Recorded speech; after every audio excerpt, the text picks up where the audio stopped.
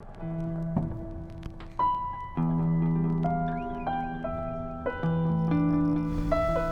of the numbers we were hearing as far as how high of a percentage worldwide of mangroves that have already been destroyed, for me makes it that much more pressing to be able to do whatever we can do to preserve what's left. This area here is definitely a really cool spot and a really powerful area to try to maintain.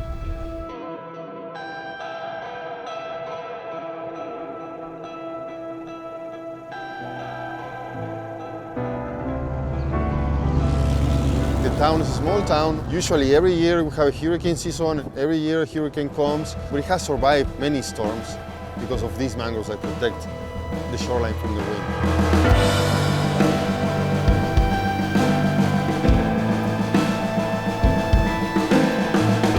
How it holds the land together. Without them, probably all of this wouldn't even be here. Just be eroded. After storms and hurricanes and stuff. We have 61 miles of coastline that Music for Relief, partnered with Wild Coast, is working to protect. We feel really, really good about being here. It's a passion project for me because I'm really, really passionate about the ocean and surfing. I spend a lot of my time at the beach. Oh, sinking sand.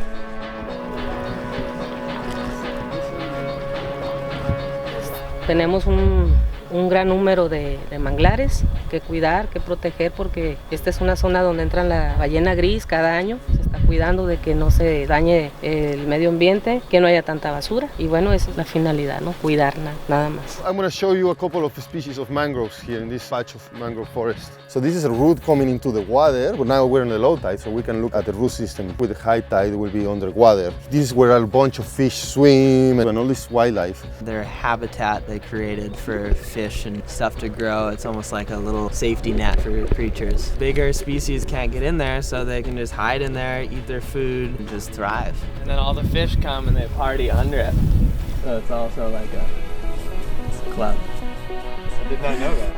Yeah. When they fall, the seeds just move slowly along coastlines and they stick into the ground and then grow into a plant. The mangroves here help to not only provide buffer system for any hurricanes and natural disasters, but they also help hold the sand in the area. Most importantly, we've learned that they sequester more carbon than any other plant species on the planet. And these are adapted to resist salinity from the water. About the only plant that can grow a forest next to the seawater. That's why they're so important. And in places like this is a desert and there's no much vegetation, but mangroves can produce these vast forests.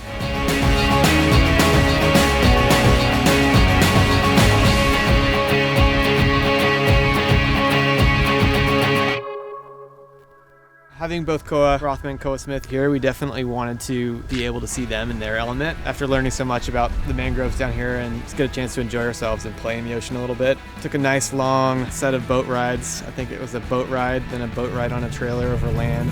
And then got driven over an island and then backed in the water.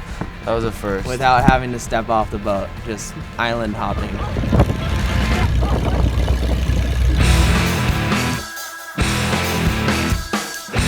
After a couple hours of travel out to this distant island. And finally we got there and the wind was stiff offshore and it was freezing.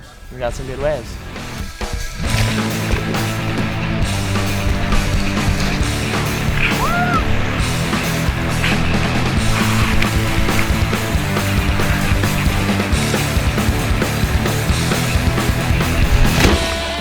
Everyone was dropping in on each other, went through some rocks.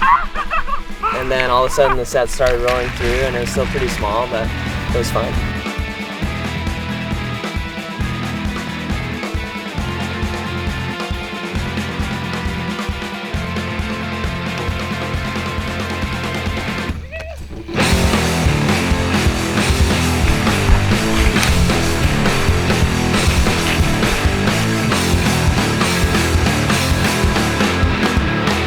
Koa Smith and Koa Rothman to come down here with us was really special. So hopefully it's an opportunity for them just to share what they saw. We've gotten the chance as a band for Linkin Park to come down to Mexico quite a few times. Mexico's got some of our wildest, loudest fans that we've been able to find anywhere in the world. For that reason, I think it's really special to be able to do some projects down here and just get involved with a space so close to home. And that's not only close, but it's also special.